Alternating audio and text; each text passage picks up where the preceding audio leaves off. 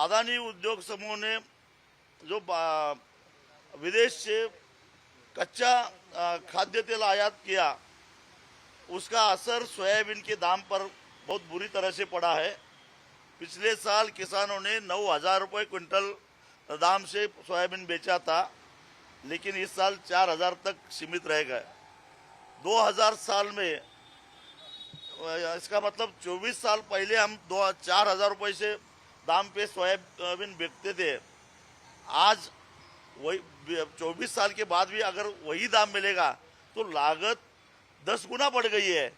तो इसका नतीजा ये हुआ है कि मराठवाड़ा और विदर्भ में 2.5% आत्महत्या बढ़ गई है। इसकी जिम्मेदारी सरकार की है, केंद्र सरकार की नीति की है। और ये नीति इसलिए अपनाई गई क्योंकि अदानी उद्योग समूह ज़्यादा तादाद में बाहरी देश से खाद्य तेल आयात करता है और उसके ऊपर जो इम्पोर्ट ड्यूटी है वो 5% घटाई गई है और 2025 तक वो घटाई गई है। और इसीलिए सोयाबीन को दाम नहीं मिल रहा है और इसलिए किसानों की आत्महत्या बढ़ रही है।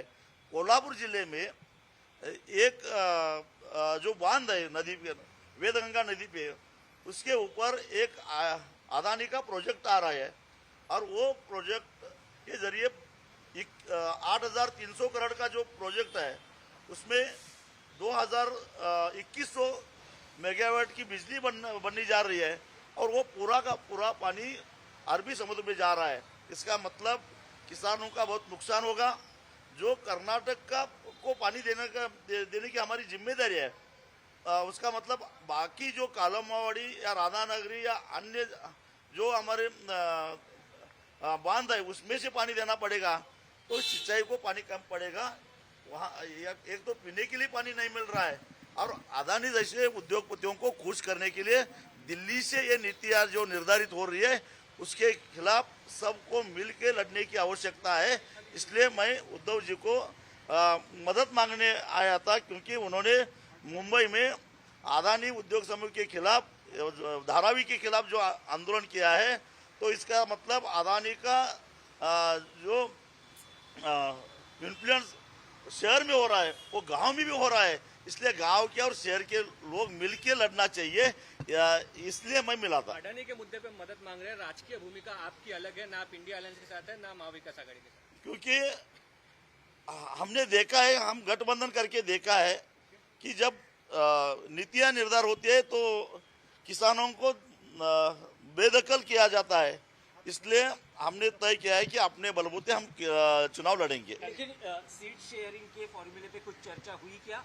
नहीं, तो हाथ कलंगले जो लोकसभा चुनाव क्षेत्र है वो छोड़ने की महाविकास आघाड़ी की तैयारी है। एक तो महाविकास आघाड़ी में फिर शामिल होने का कोई सवाल ही पैदा नहीं होता है, क्योंकि हमने जो आक्षेप लिया था, जो मुद्दे उठाए थे, उसका जवाब आज तक हमें मिला नहीं।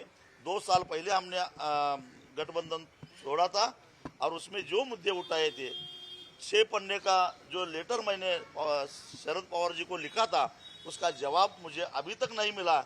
इसलिए वापस मविया में जाने का कोई सवाल ही पैदा नहीं होता। लोकसभा में कितने सीटों पर आप उम्मीदवार खड़े करेंगे? हम 6 सीटों पर उम्मीदवार खड़े कर रहे हैं और हम वहाँ पूरी ताकत के साथ लड़ेंगे। ये आपका अंतिम निर्णय है या जी, ये हमारा अंतिम निर्णय है।